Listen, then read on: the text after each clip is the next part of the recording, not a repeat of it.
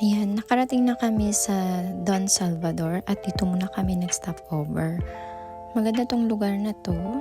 Ilang beses na din akong nakapunta dito pero this time kasama namin sila ni Ann at yung hubby niya. Ayan, nag-aayos lang kami. Tapos bumaba, mayroon silang kapihan dito sa ibaba. Ito, wala pa masyadong tao. Tapos nag-order lang kami ng breakfast namin at kape. Yan si Ann, video-video din siya. Tapos ito yung sa pinakababa pa niya. Tapos meron ka rin makikita ditong mga painting. Ito ang gaganda, diba? Tapos ito ito ako ganda-ganda, sobra. Ayan. Tapos bumaba kami, nag-picture-picture. Ito yung mga sa pababa nila. Pero kailangan mo magbayad yata ng 50 pesos kung gusto mo mag-picture-picture. Tapos, ayan. Diba? Ang ganda. Ayan sila ni Ann. Masyadong, ito.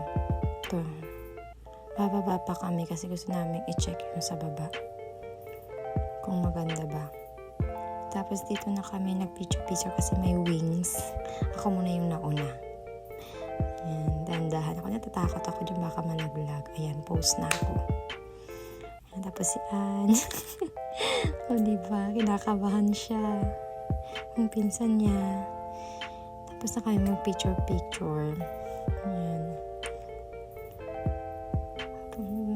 Check muna ng selfie. Tapos aakyat na kami kasi ready na yata yung breakfast namin.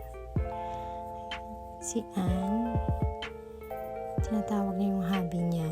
Gusto yung bigyan ng bulaklak. Tapos ito yung breakfast namin. Diba? Gutom na ako.